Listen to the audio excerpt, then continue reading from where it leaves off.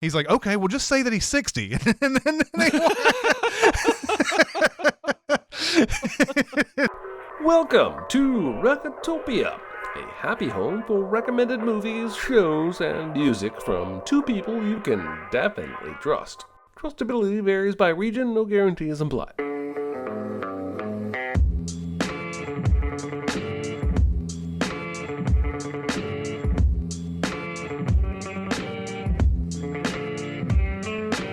Now, here are your hosts, Chris Atkinson and Jeremy Scott.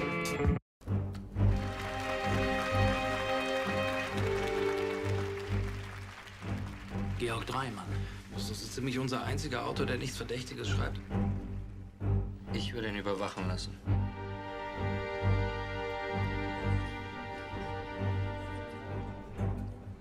Der OTS steht ab morgen früh auf dein Zeichen für die Verwanzung bereit. All right. Hello, everybody. This is Recotopia. Hello. Recotopia episode 26.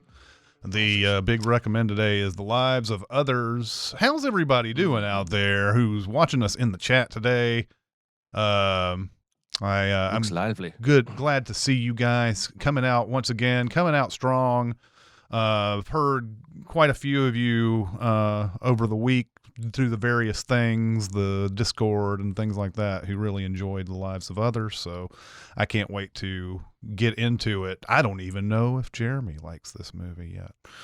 We'll find out. We'll find out. Hello, chat. Glad to see you here. How you doing, Jeremy? I'm doing well. How are you, buddy? I'm doing all right, man. Doing all right. buddy. Yeah, hey, buddy. Do you have any small recommends? It's no big deal. Itty bitty living space. It's so small and light. It's small, it's tiny, it's petite, it's wee. Yeah, let's kick it off. If you follow me on any of the socials, you already know that I'm going to recommend the movie Prey on Hulu, which is a prequel to the Predator movies. Yes. And I have now seen this 3 times, so it's fair to call me a homer, but I love this movie. There are 1 or 2 nits that I would pick, and probably a handful of sins I could write if I wanted to. Sure.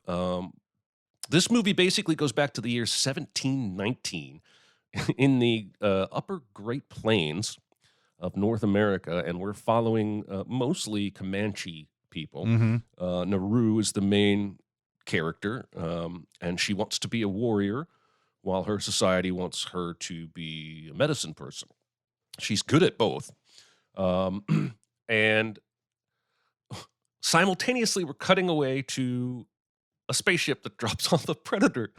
And one of my favorite things about this movie is the Predator's technology being 300 years older than what we saw in the Arnold movie. In the Arnold movie, he's got those 3 lasers and beams, and they shoot like some kind of a energy laser kind of a beam. And in this movie, they shoot metal rods. And the armor is kind of different. He only has thermal vision. He doesn't have like infrared and other kinds of like vision to switch to.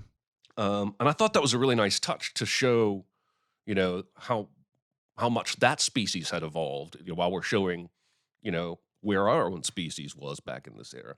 There's a one shot where she takes on about 8 guys in a campsite using fists and knees, but also a hatchet on the end of a rope.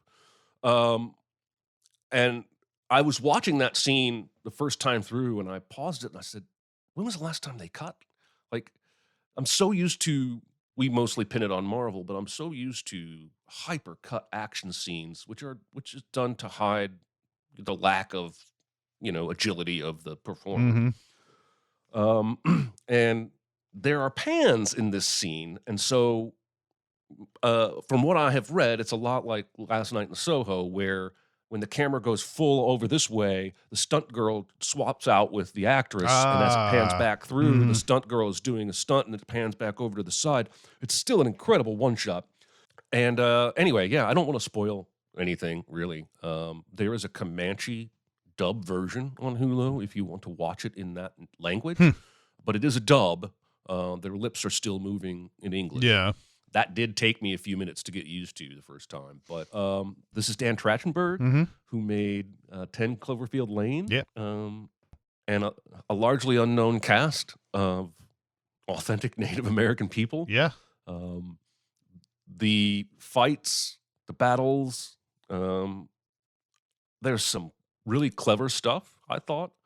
But my very favorite thing about the movie is that the stuff that seems inconsequential in the beginning, almost every single bit of it comes back around to have a more important meaning later on by the end of the movie. Mhm. And I just really appreciated the care that went into the structure of this film. So there you go. It's on Hulu if you have Hulu. If not, I guess you got to wait or borrow somebody else's Hulu. It's called Prey, and I love it. It's my favorite. Yeah, and this Amber Midthunder is a super appealing actor. I can't wait to see her in more stuff. She was in Hell or High Water. She's one of the tellers in that movie. I think she's the one. Oh, wow. She's the one where can't think of his name right now. The one they knock off, that the one he knocks off that they don't it's not part of the branch. Oh, Ben Foster. Yeah, okay, yeah. Yeah, I think she's that one. She's in that one. Maybe she's the teller there, but she's apparently teller in that. She's she's from New Mexico, so I'm assuming that was like a local, call out back when she was in that. But that's kind of interesting. She was in that, but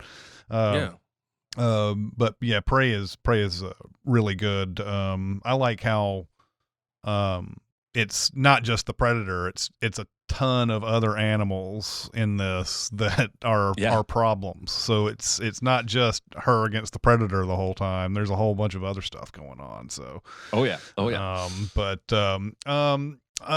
So I rewatched The Virgin Suicides recently.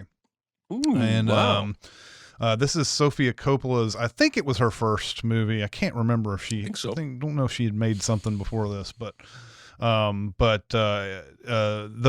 biggest name in the movie is Kirsten Dunst, and well, the biggest young actor's name in that is Kirsten Dunst. There's a lot of the parents are played by James Woods and Kathleen Turner, and there's Danny DeVito shows up as a psychologist in this, and Josh Hartnett I think was one of his. I think it was the first movie he did after H2O, which was his first movie. So he was still in the beginnings of his career at this point. But it is a really mysterious movie, and a lot of it. Yeah. A lot of it, you wonder how much of this actually happened, because it's being told through the perspective of these boys who are across the street. Yeah. And a lot of the things that they talk about, they're kind of unreliable narrators all the way through it.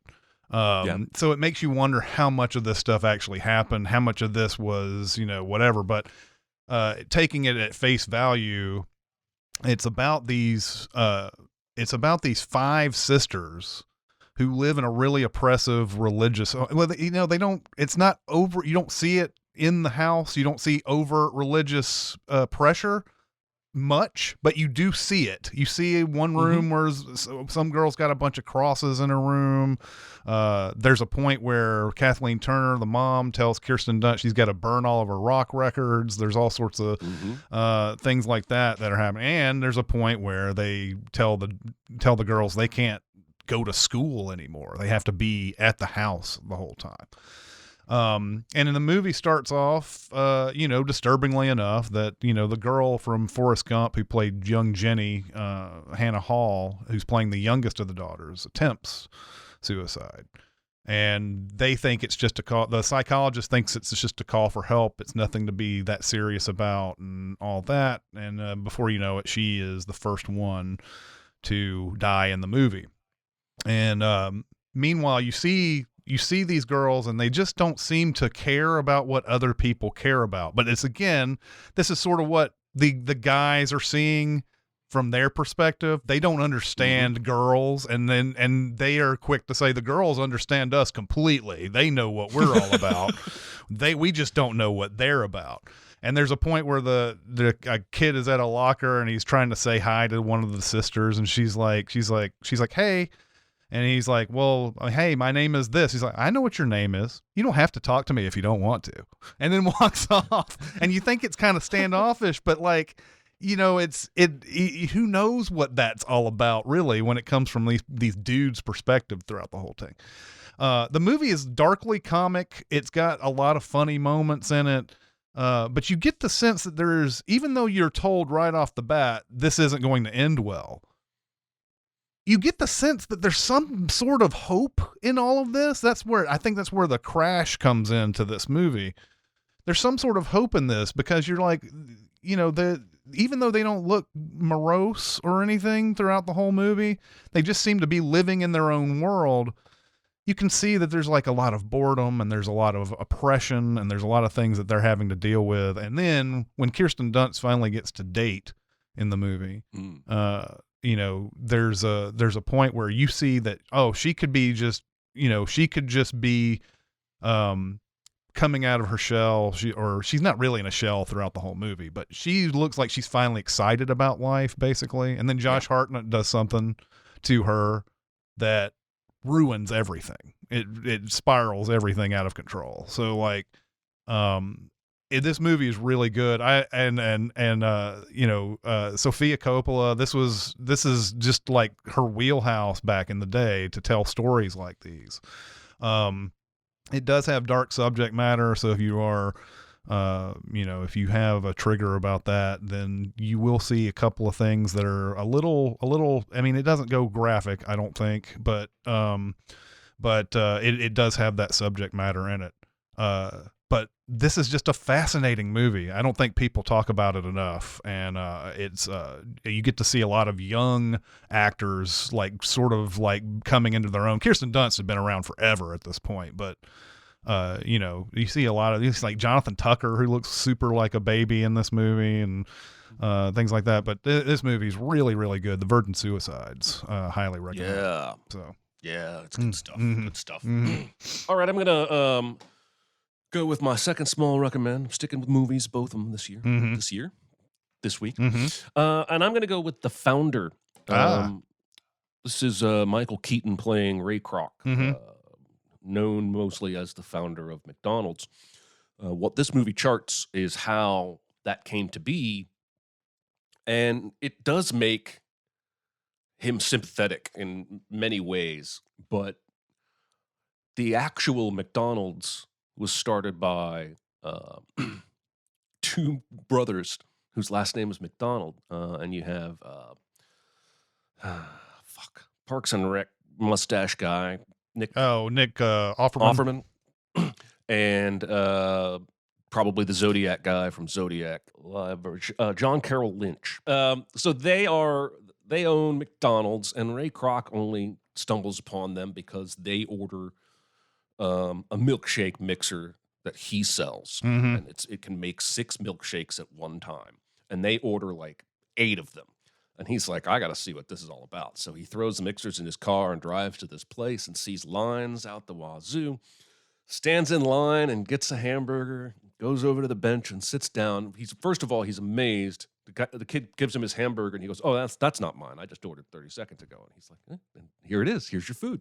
He goes over and eats it, says it's the best hamburger he's ever tasted in his life, and starts a friendship with these two guys because he tries to learn more and more about how they came up with what they call the Speedy system. And this is basically the invention of fast food, where they have created their own pieces of equipment that specifically dole out the right amount of ketchup and mustard for each bun.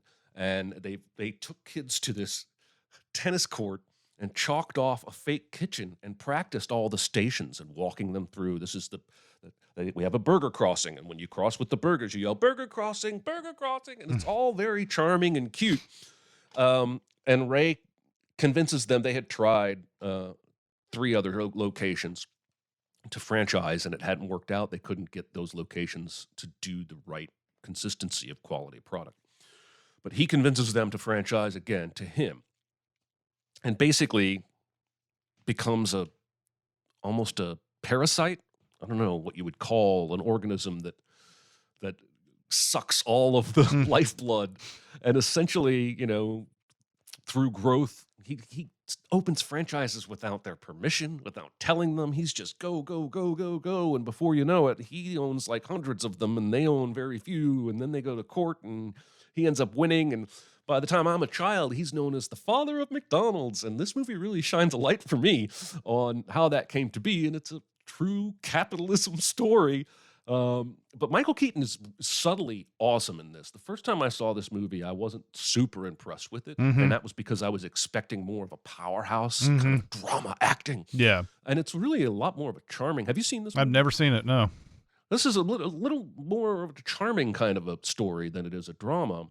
But yeah, I've seen it 3 or 4 times now, and Keaton is just really, really good and sympathetic in that he's just driven to be successful at something. And this is finally something he's successful at, and he loses sight of the fact that it's not really his. He took it from somebody else. Anyway, great little drama with plenty of little comedy, quirky moments in it, and I recommend it. So there you go. The Founder. Yeah, I've got this. I should watch it at some point. You know, I've heard I've heard the same thing though. I've heard, you know, people saying that it was okay, and then, you know, somebody like you has seen it. You've seen it multiple times now, right?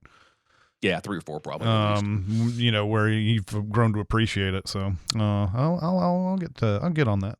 The other movie that I saw, and yes, somebody asked if Virgin Suicides was Criterion. Yes, it was. It was a 4K Criterion that I bought, that I watched. Wow, there you go.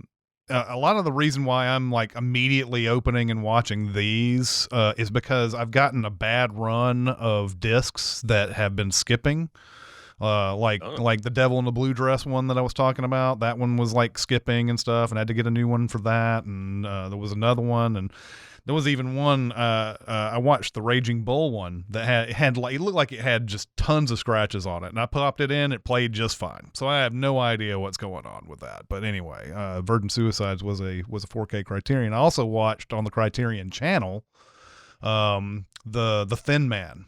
I had never seen this. Of course, there's a lot of whatever man movies. You know, The Third Man, The Wrong Man, The Thin Man, Beyond the Thin Man, or whatever the hell. But a really interesting structure of these movies back in the day, 1930s. This is a comedy essentially, but with a murder mystery at its heart. It's about a couple that have been seeing each other for a while, and they come to see the father, who is like some sort of, I don't know, metallurgist. He's some sort of like, he works with metal or something like that. I don't know exactly what it is, but he runs his own shop. They go by to tell him, hey, we're going to get married. And he's like, okay. Well, then he goes up and he goes to his safe to get some bonds out of there it's like $50,000 worth of bonds, and they're missing. There's an accountant there who looks really shady while he's going through his safe, and he's like, do you know where these bonds are? Well, maybe you should ask blah, blah, blah. And it was a secretary. So he goes to the secretary and blah, blah, blah. There's all these millions of people who this guy interacts with. He tells people that he's going to go on this trip. And then, the girl that he went to go see about the bonds, she ends up dead. And so a lot of people think that it's the father, the guy this guy did it, and he's just away and nobody can find him. And so there's all these just millions of characters and millions of interested parties who show up in this story at the very first. We're introduced to our main detectives, but they don't really get involved until like an hour into the movie. It's really interesting how this goes. William Powell plays Nick Charles, and his wife is played by Myrna Loy.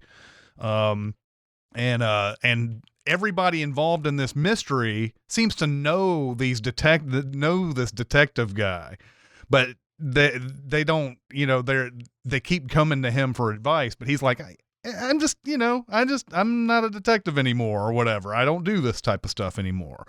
And then suddenly he is thrust into the case about an hour into it, because somebody comes by his house and tries to kill him or tries to question him or something like that. So he gets into it, and it's one of these movies where there's just a lot of like, like really quick dialogue and like a lot of stuff. Like if you didn't pay attention, you just missed something. Or there's a lot of that 1930s kind of expressions where you're like, are they talking about sex there? I don't know. It sounds like they might be talking about sex, but they just kind of really go by fast. There's a lot like so you have the woman who's going to get married. She's got this crazy brother who's like a pseudo intellectual guy. He's totally like just off his rocker throughout the whole movie. He's talking to these newspaper men and saying, yeah, you should say that my dad was a sexagenarian. And he's like, a sexagenarian? I don't know if that kind of thing will fly in the newspaper or whatever. And he's like, okay, well, just say that he's 60. And then they so there's a lot of like just like lines like that just really just fly really quick past you. Those 1930s like trying to get past the censors type things, is just an interesting thing, but it's a lot of fun. The Thin Man, real fun movie. So Thin Man. Mm-hmm. All right, I have never seen that. But I am intrigued. Yeah, absolutely. Yeah, and Slab says Nick and Nora are one of my favorite movie couples. Yes, they are Nick and Nora in this movie. That's funny. They have like this tremendous chemistry together, and Myrna Loy is hilarious. She's playing kind of a drunk in this movie. There's a point where she sits down with somebody and she goes, how many drinks have you had tonight? And he's like, I've had 6 martinis. And like the waiter comes by and he goes, bartender. And she's already got a drink. Put 5 more down in a row right here. And then the scene cuts or something like that. So it's really good stuff. That's awesome. All right. So, we ready for the big recommend? I'm fine. It's just that you're so big. It's so huge. It's a good rule, but this is bigger than rules. It's bigger on the inside. Is it? I noticed. The big recommend. All right. 2006 German film that won the best foreign language film at the Oscars, and it won 7 of the equivalent German Oscars back in 2006. The Lives of Others, which is set in the in 80s East Germany, before the wall came down in East Berlin, and our main character, played by Ulrich Muir, I think that's how you pronounce that name. Good job. He is part of the Stasi, the State Security Service in Germany. Early on in the film, you see what he does. He's teaching a class of all these kids who are wannabe Stasi members, of how to interrogate someone. And if you are familiar also with like a lot of the stuff that we did to so-called terrorists down in Guantanamo Bay and things like that, you'll immediately recognize that the techniques that he's using are absolutely nonsense and are monstrous. He basically is playing a recording of this guy that he's trying to get to admit some information, and he's depriving him of sleep the whole time. And every time he asks him questions, the guy has the same story. I went over to this guy's house. We listened to some music. I went home. And then he claims that if someone tells the same story over and over, that they're lying. Finally, he broke this guy to finally say something that obviously isn't true, but he just wanted to finally go to sleep for once. There's even a point where one of the students says, "Isn't that monstrous to deprive him of sleep?" And the guy goes over and puts a little X by that guy's desk. That's how insane this is. So he's like, no, if these people are enemies of the state, they have to be questioned this way. Early on, so he is, his task in this movie is he's been sent by a real higher up to look after this playwright / author guy who is pretty much on the level, doesn't have anything really that stands out, but this higher up really wants him investigated for some reason, and we find out later it's because of a woman. he really wants him investigated. So they bug this dude's house, and so it's this guy's job to just sit there and listen to everything that is said all the way through it. And that's even the private moments and and make notes of it. And he's got a shift with some younger guy who comes in late at night, and he has his own thing. Not much that guy's going to actually hear, because he's just going to hear them sleeping for the most part, and just whatever happens in the morning. This guy starts listening to this couple. It's him. It's this writer who's Georg Draymond, and an actress is playing a Krista Maria Zealand, I think. Yeah, Zealand. They are together. They're a romantic couple who are they're basically boring except for a few things. And this guy, Gerd, I think is his name, he starting to like this guy. He starts enjoying the things about his life. There's a point where he's playing this beautiful piece of music and says something to the effect that, Lennon says, I can't get on with the revolution if I keep on listening to this. Was it Beethoven or Mozart? I can't remember which one it is. I think it was Beethoven. And he's like, and Georg sits there and he goes, can anybody who's a bad man, can you consider anybody a bad man who listens to this music? Meanwhile, we're seeing Gerd, who we think is kind of a bad guy because he's one of the state security. He's got a tear streaming down his face because of this music. There's so many like double layer things in this movie where there's a point where Gerd runs into Krista Maria and says, I'm your audience. And she thinks he means actor, but he's really talking about a person who's been watching her or listening to her this whole time in the movie. There's all these little extra layers to things about what people say about people they don't know, in this. Eventually, though, something does happen where one of the playwrights that Georg knows has been blacklisted. He wrote something 10 years ago that basically made it where he couldn't work again. One of the biggest themes of the movie is when someone can't do the thing that makes them happy anymore. And that's something that, what relish the state security puts in doing that too, where they can't do the thing that they like anymore. This guy has been not writing for 10 years. You can see that he's depressed, and Georg even gives him a glimmer of hope, which is the wrong thing to do, that he might be able to write again. Eventually this man ends his life, and the point of the next second part of this movie is that Georg wants to write an article about the suicide rate in East Germany, which is being swept under the rug.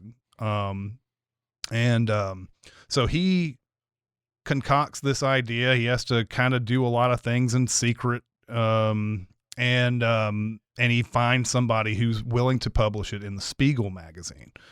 And so there's a lot of stuff they have to do in secret. And it's funny, at this moment, the person who's been listening to him the whole time, who should be glad that he's finally found something on this guy, has already grown to really like this guy enough that he is now helping him in small ways. At first he's like, okay, I'm going to let you have this. I'm going to let you have that. But it's like, if it goes a little bit too far, I'll finally have to bust you for this. But he does little things at the very beginning that help him out. And at the same time, sort of creates another reality, basically. It's sort of an alternate reality where if he just stays off of it, then certain things don't get revealed to Georg at all. Like, for instance, his girlfriend is on every Thursday sleeping with this guy who has directed Georg's apartment to be bugged. Every Thursday he's doing this. And he would never know about it if it's not for the fact that Gerd at one point touches two little wires together and causes the doorbell to ring. And Georg goes down to see what that's all about and sees her getting out of that guy's car. It sets all these different events in motion that would have never happened. And he's basically sealing the fate of certain characters in this without knowing it. It's kind of a Heisenberg principle thing. I might be using that wrong in some way here because it's an observer who's kind of messing with what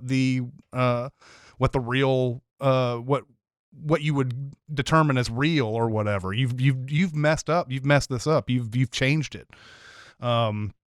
So there are a lot of layers to this whole thing. There is a discussion that Georg might be bugged, but they go through this whole thing like, well, let's do an experiment to see if you are. And because they discuss this, like smuggling somebody through underneath a seat in a car, and everything, the Gerd thinks that he's gonna, oh, okay, well, this is it. I've got to have to tell the security officers to look at this guy's car. And then he just decides not to at the last minute. And so then they think that the room isn't being bugged, and then they start talking openly about what they're really writing. They talk about they're going to write a play about the 50th anniversary of the German Democratic Republic, but they're really writing this suicide article the whole time. I don't know how much farther I want to go here, but obviously I think this movie is just tremendous in all respects, and every time and it could have ended at a certain point and you would have been fine, but it has just that one little extra dash of greatness at the very end of this movie. That just really, it's one of those cry moments for me in movies. But yeah, I don't want to go. I don't know. We spoil these things. I think people know we're talking about the movie. So, I will let you talk now. Tell me what you think about this movie. We'll go into some other scenes. I loved it. I think it's going to require a few more viewings, for me to really soak in all the layers and parallels. But what is fascinating is how well it works just on the surface, even if you're not looking for that kind of stuff. Mm-hmm. Yeah, I think it's fascinating that he ultimately pushes the domino over, while trying to be nice, and ultimately it still was the right thing to do. That ending, to me, tells me it was the right thing to do for him to protect that guy because he ends up writing all his reports to say, oh, they talked more about their Lenin play. They talked more about their Lenin play. And he never reports the crimes he's overhearing to the higher ups, even while his friend / immediate boss is openly suggesting he's hiding things. He even says, I love that scene when they're in the office and he goes, something feels off right now. Mm-hmm. You're keeping something back from me. And it's scary how good these guys must have been at their jobs to be able to pick up on that kind of a thing. Oh, yeah. But then he lets it go. He's like, all right, well, go ahead. Go on. I know you're not telling me the whole thing now. Well, this is a guy who's had an impeccable record to this point, and I think that's what ends up selling him on it, even though in his training and his mind, he realizes something's off the entire time. Yeah, well, because he's asking, I want to scale down the investigation and get rid of this other guy helping me. Because the other guy overhears part of the discussion of the suicide article, and essentially, the main character shuts him down and says, "That's what you hear here doesn't leave this room. I don't want to hear you talking about it again." But he's in the office saying, "I want it to just be me. I want to be the only one." That's suspicious. And the other guy picks up on it. There's so many. The movie does a really good job of making you uneasy. Like the lunchroom scene where the young kid comes in telling a joke about one of the Stasi head honchos and then sees the two Stasi guys there and stops And so the guy's like, no, tell your joke. Let's go. I probably heard it before anyway. So the kid tells the joke, and the guy goes, name, rank, department. Yeah. And you're like, you've gone from a high back to a low, and then after a couple of seconds, he just breaks out laughing, and you're laughing again, and the movie keeps you on your toes in a good way, because not necessarily everything you see is as it appears.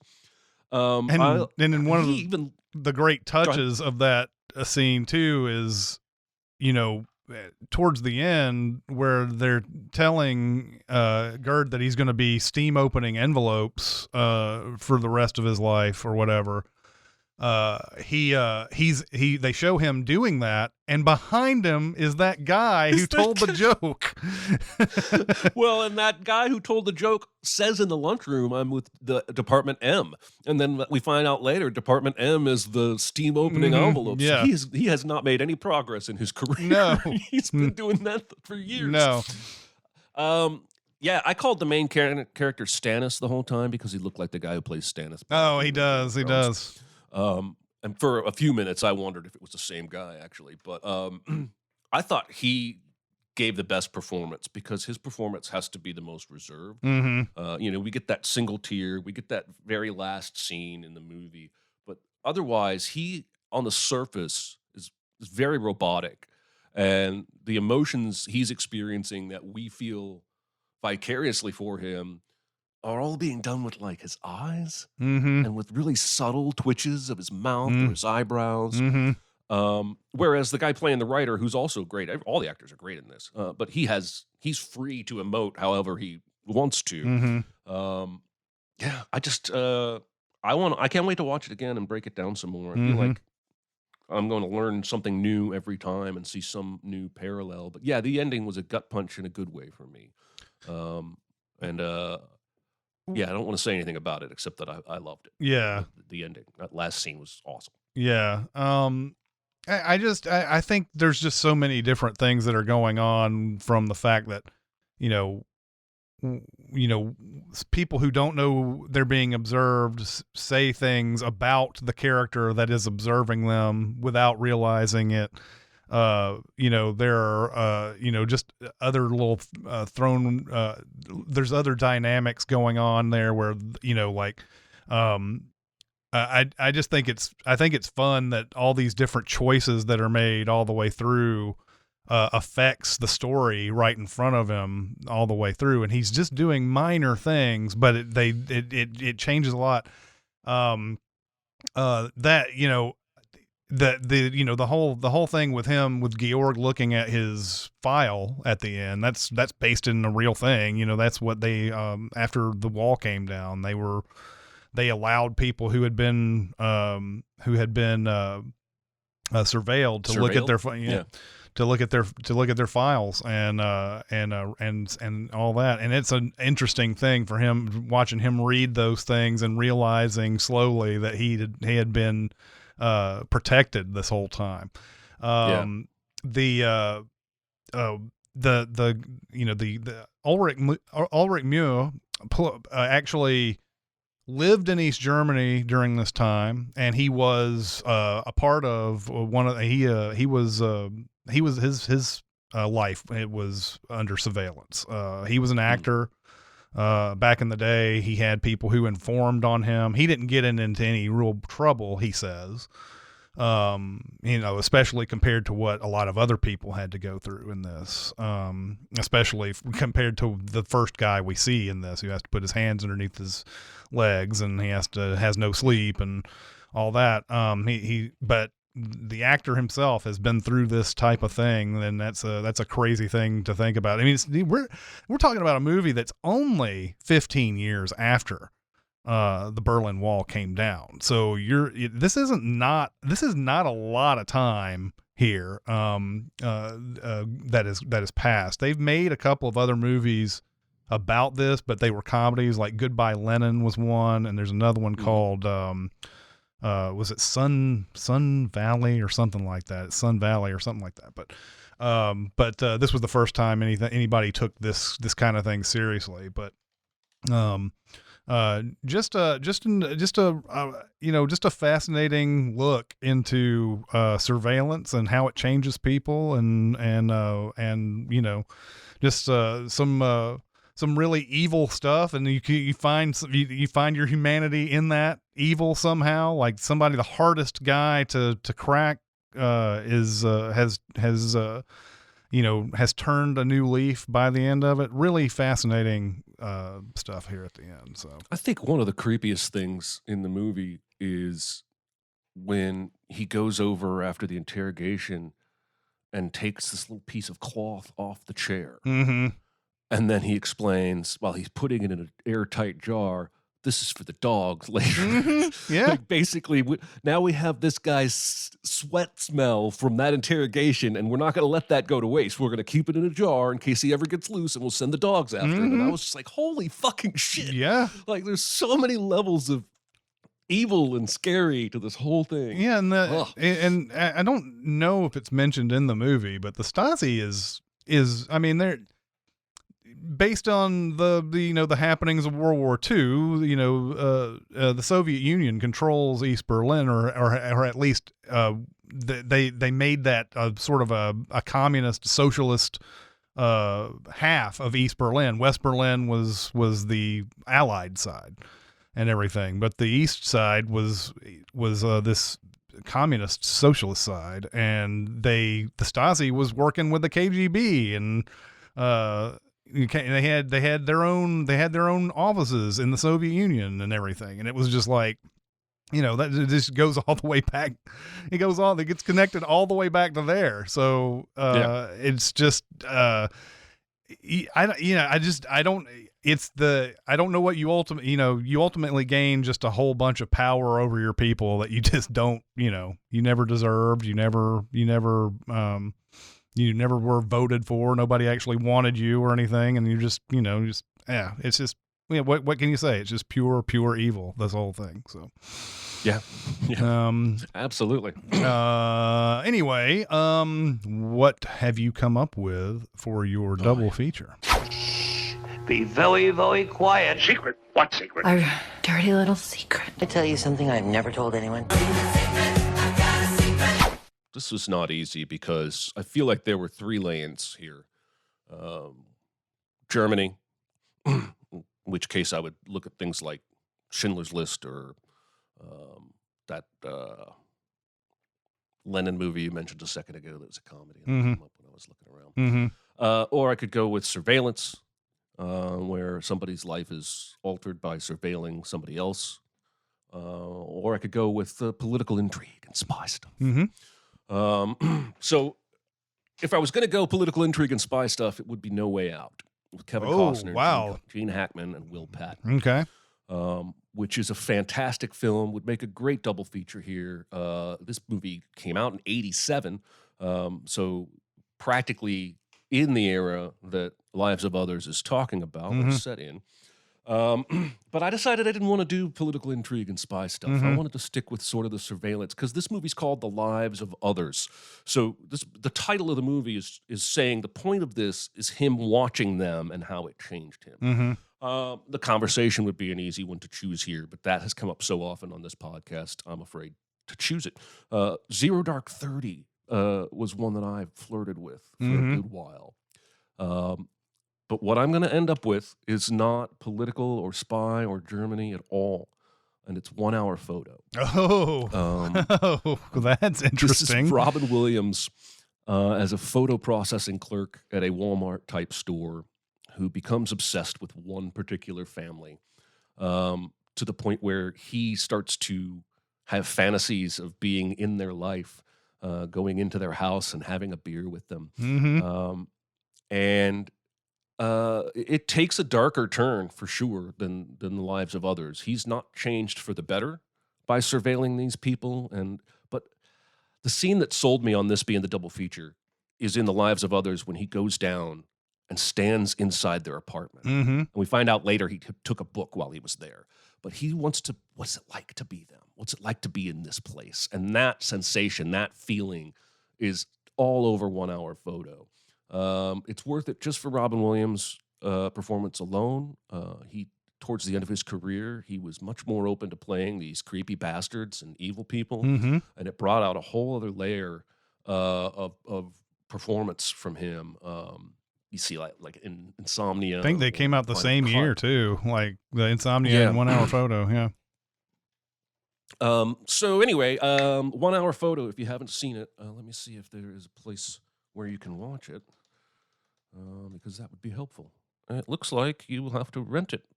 I'm great at giving suggestions. Hey, you know what? It's worth it. It's not our fault that we come up with a movie and it just doesn't have a streaming option. I mean, it's it's the way it goes sometimes.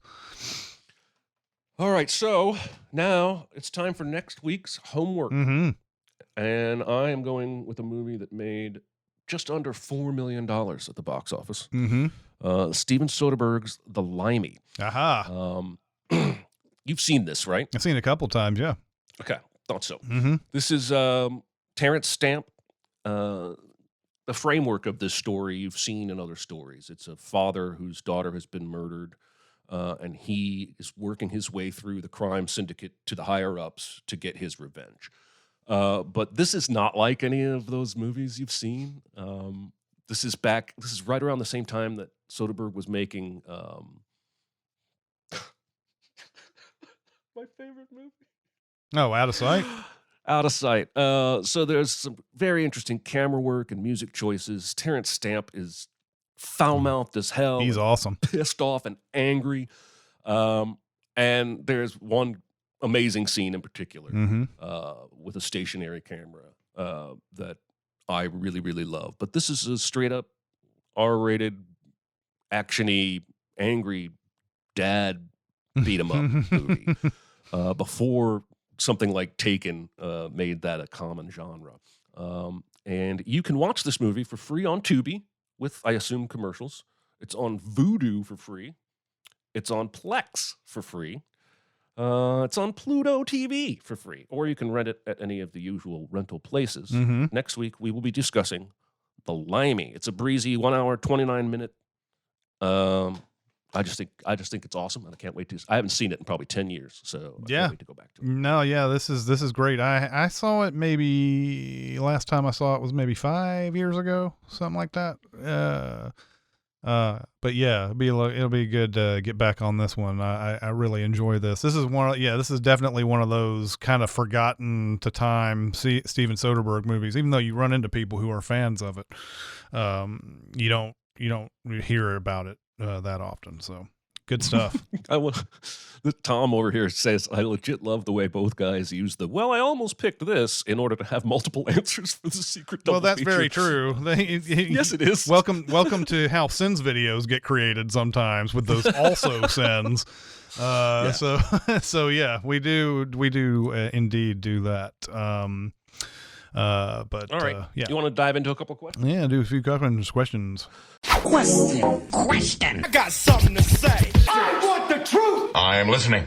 All right, start with this one. What are your biggest what ifs of cinema? For example, what if Will Smith had taken the role of Neo in The Matrix instead of making Wild Wild West? The biggest one has got to be Tom Selleck being Indiana Jones in Raiders of the Lost Ark, which you can't really imagine. I mean, if you were a huge Magnum PI fan, maybe you can think of Tom Selleck in that role. I can't think of it. I can't imagine him in that role. But imagine what his career would have been like had he done Raiders of the Lost Ark. After he did Magnum PI, he had like a decent movie career. Like 3 Men and a Baby was his biggest movie, I think, and it wasn't really because of him. No, he did a lot of stuff like Quigley Down Under and Her Alibi and all those movies, like Mr. Baseball. Yeah. What was would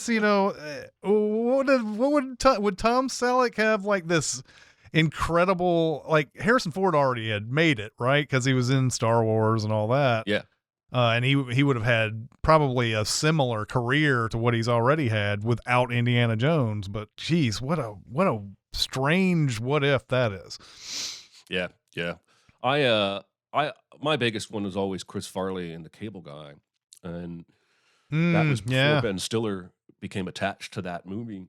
And once Stiller got attached, he changed the tone to be darker, and that's where Jim Carrey became the perfect match. But if you imagine that movie with a different director, no dark tone, and Chris Farley as the annoying cable guy who wants to be your friend, it's a completely different movie. Yeah. And I think it might even have worked on its own level. Yeah. But the cable guy we got is the one that I'm glad we got. Mhm.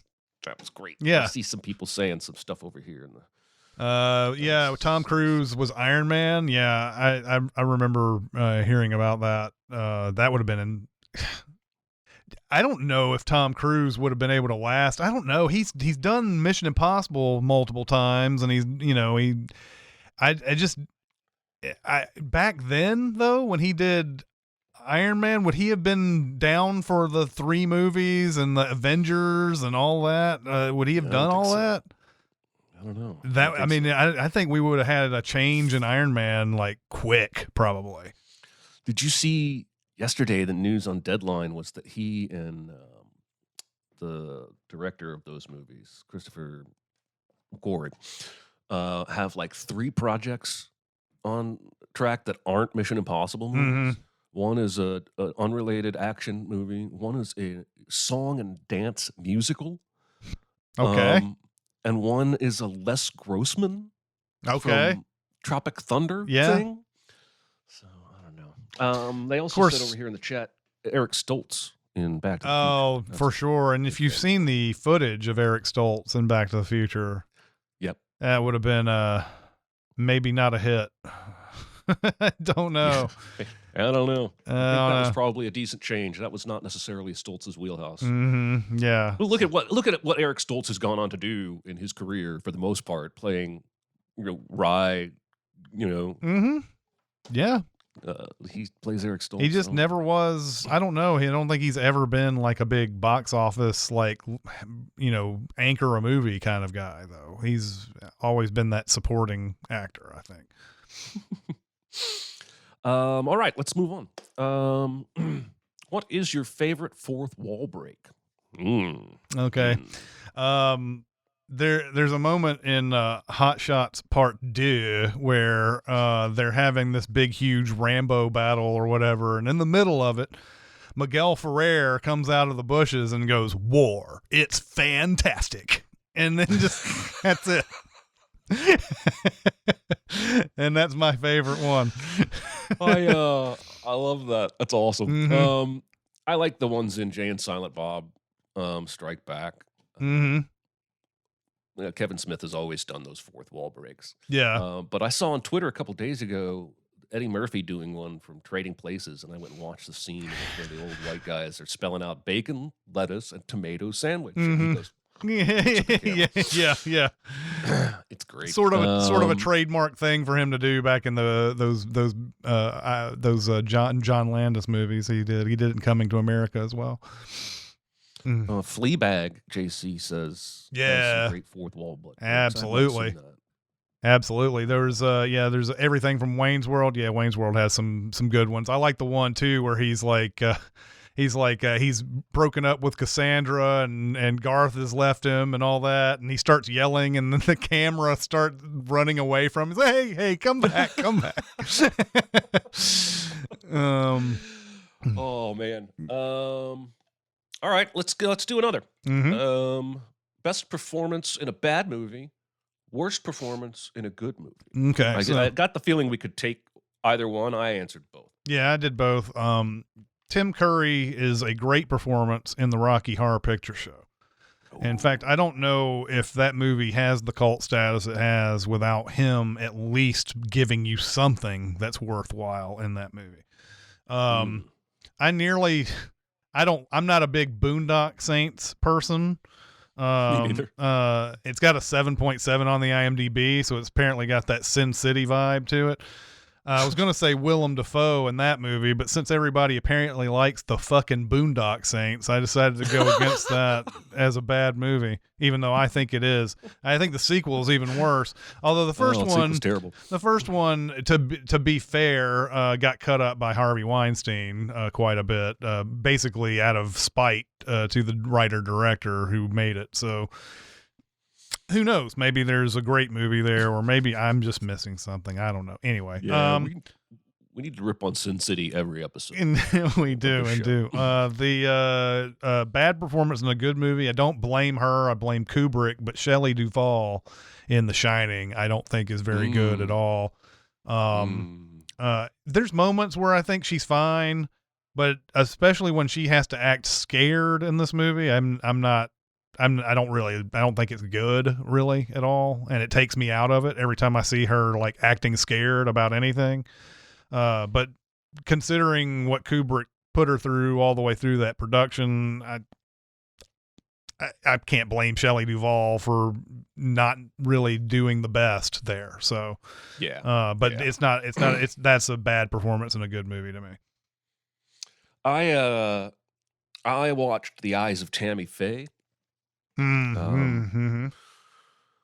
which I did not enjoy as a film, but Jessica Chastain I thought was really good in that movie, and I think she was nominated for some awards, and I think that was deserving. Yeah, but I didn't. I mean, Andrew Garfield's good in that movie, but nobody in that movie is doing anything close to what she's doing.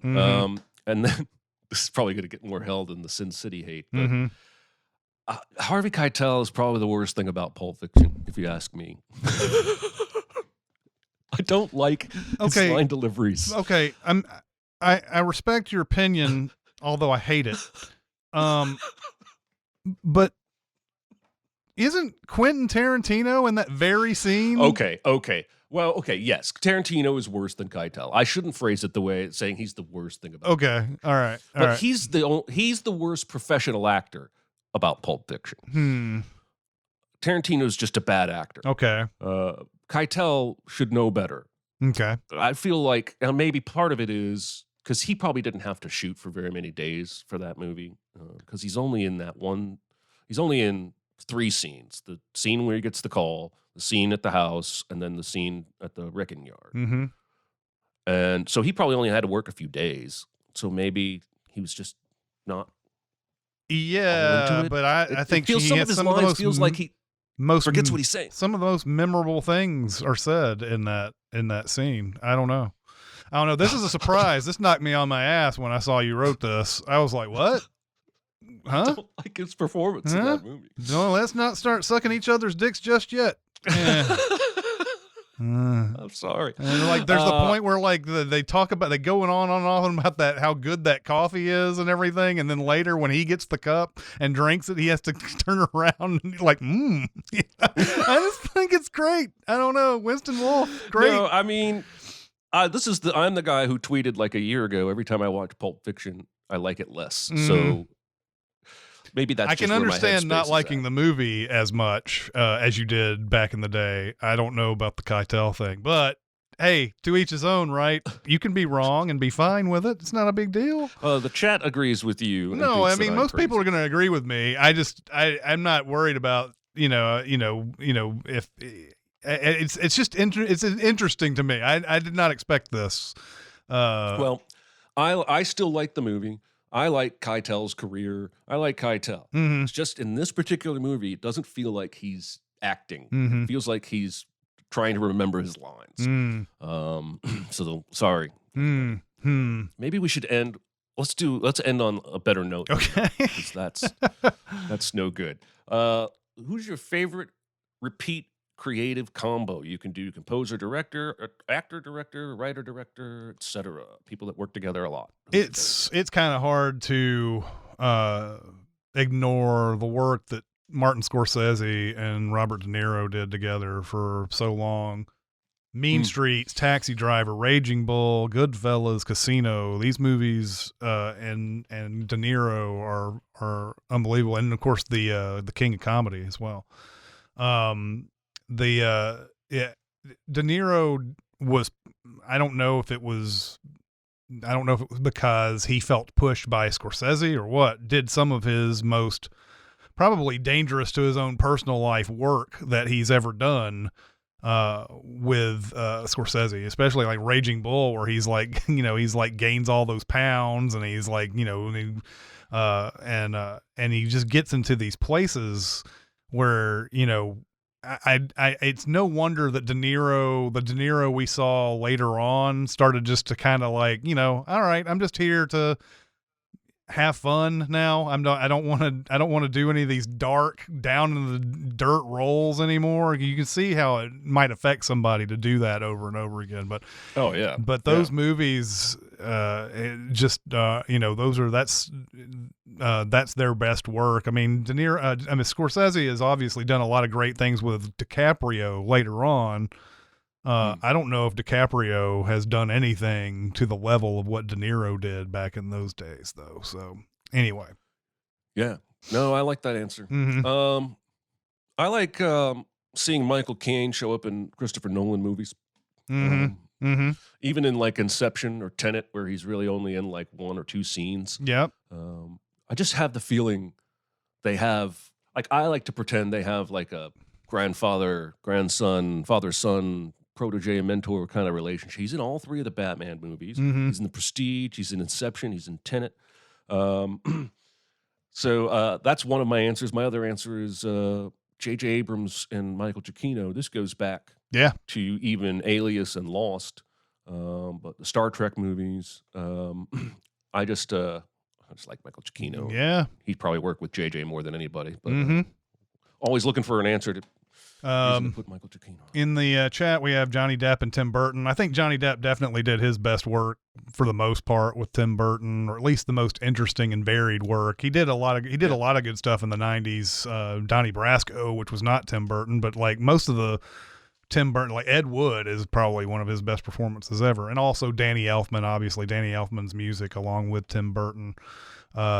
George Lucas and John Williams, and Spielberg and John Williams. Yeah, John Williams is, money back in those days. Simon Pegg and Nick Frost. That's a good one. Especially with the Cornetto trilogy and all of that. So, yeah, really good stuff there. Sam Raimi and Bruce Campbell, definitely good. Yep.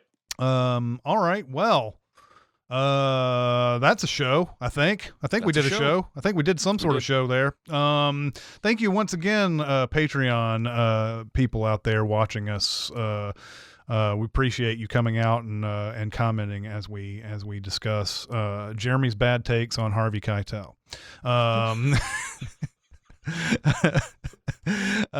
Next week is going to be the Limey, Steven Soderbergh's 1999 film. Can't wait to talk about that. Hope you guys like The Lives of Others. But that'll do it for this week. We'll see you guys. Thanks, everybody. See ya. Bye.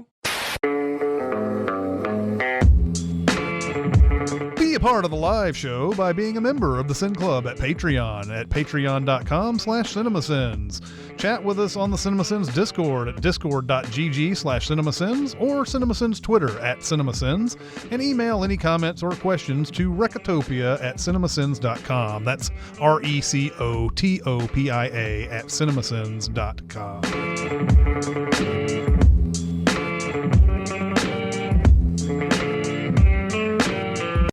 Sup, dude? What's going on? Sup at the whack PlayStation. Sup. Mm-hmm. That's from Friends. Are you watching Better Call Saul? No. I'm sort of just waiting until the episodes are done, and then I can run through it instead of going week to week. Only one more week then. Because and I did that with the last half season that came out. Waited until it was done. Obviously I have to avoid spoilers. So anytime you have something like Kim Wexler or something like that trending on Twitter, you just avoid it. Yes. But yeah. I will eventually see it. Still not sure that I don't want to be this guy. I saw a review today of the show, and this won't have spoilers, but the reviewer said, I think this show is better than Breaking Bad. Mm-hmm. I realize that might be controversial. And I'm like, are you kidding? That's all anybody who watches the show ever says, is that it's better than Breaking Bad. Yeah, and I'm not trying to I love Better Call. Trying to compare them. I love Better Call Saul, but it's not Breaking Bad. No, and I don't think the show benefits as much as people think from having all the Breaking Bad characters show up here and there. Mm-hmm. I think it only proves that Better Call Saul is dependent on Breaking Bad. No kidding. It couldn't exist if they released this show and Breaking Bad had never existed. Yeah. There's a lot, at least, of cameos that you'd be like, "What the fuck? Mhm. Why did they? They got Bryan Cranston for Yeah. one scene? I don't need to see what's in Darth Vader's balls." Mhm. That's right. I'm gonna make that a small recommend. Mhm. My phone is ringing. This will be a great outtake. Scam likely. He calls me every day. Yeah. I mean, really, the whole Likely family is terrible. Does your phone tell you when an incoming call is likely to be a scam? Yeah. It says, well, what does it say? It doesn't say scam likely. It just says,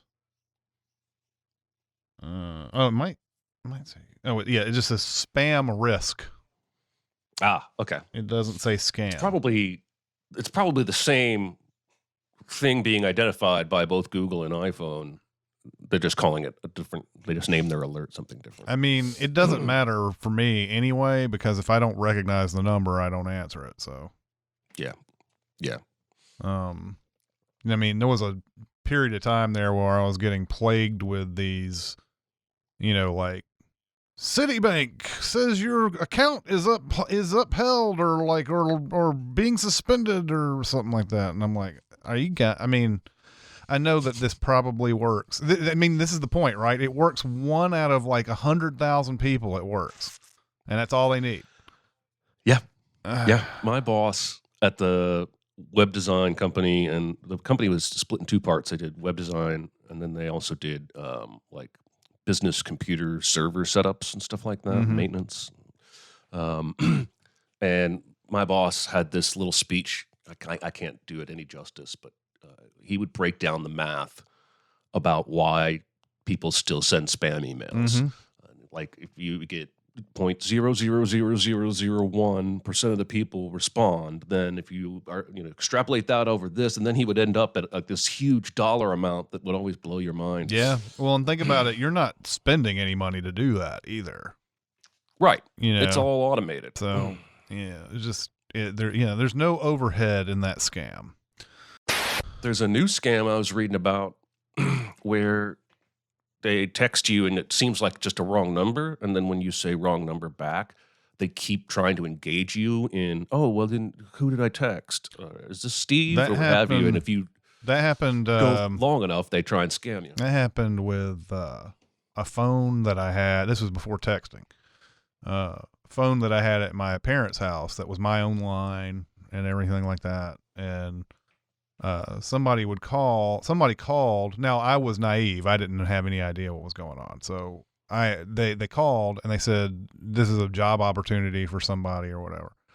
And I called them back saying, you got the wrong number. And then they called me back saying, well, how about you then? Or whatever. And so I was like, what the fuck is all this? But eventually, I didn't do anything. I didn't do anything stupid like sign up with anything. But I was like, what is this thing? And then finally my older brother just called them up and said, stop calling. and that was it. So nice. Mm-hmm. Nice. Maybe he went to the warehouse and yelled at Philip Seymour Hoffman. Yeah, I think that's what it was. Shut the fuck up. Man, I hope that Philip Seymour Hoffman goes down as one of the best actors ever. I think he's got bad performance. Pretty much people think of him that way. I agree, but he's still not like a household name. Like my mom probably doesn't know his name. Yeah. But if you're a film buff, then yeah, I think he's already up there. But yeah, what was on the other day that he was in? Oh, Mission Impossible 3, which as a whole, I can take or leave. It's very Alias-ish, but his performance is incredible. It really is. It's like he thought he was in an Oscar-nominated movie or something. You threw me off a plane. You threw me out of a plane. Do you have a girlfriend, wife? I don't know. Whoever it is, I'm going to find her. I'm going to hurt her. Yeah. So menacing without even trying to be menacing. That's why I loved so much that was him and Tom Cruise, because I got to do that outtake with Tom Cruise being the asshole in Magnolia to him. Where he's like, I will forgot drop about kick that fucking dog if he comes anywhere near me. And then my favorite's Owning Mahoney, just because there's something about that performance that just kills me. Have you ever seen Owning Mahoney? Yeah, fuck, there's one that no, I don't think so. Well, Maybe. Speaking of Philip Seymour Hoffman performances that you should see, it would be that. He plays a Canadian banker guy who flies out to Atlantic City, and he rolls craps on the bank's money. The bank's he's trying to cover up for gambling debts, and he's such a well-regarded person at that bank that he can pretty much, people will just believe whatever he says. So like there's a moment where someone's like, I can't find this file for this guy, and it's basically money missing, and he goes, oh, don't worry about it, that guy sold bonds today, he came in or whatever. And it's like, oh, okay. And everybody's just like, whatever. So he takes that money and he goes down to Atlantic City and he's throwing craps. And of course he gets on huge heaters where he's like driving up the amount that he's collecting, but he also loses a lot. And John Hurt plays the casino manager guy who doesn't want to know anything about Mahoney. He just wants him here because he unloads all that money into his casino and everything. He's Philip Seymour Hoffman is dating Minnie Driver, and Minnie Driver wants to get married, and he's trying to work. I think he's trying to work his way to do that. He keeps always trying to get out of debt is his problem. So like there's that relationship going on. He does a really good Canadian accent. It's not like over the top, but you can tell it's there, like, I'm sorry. Sorry.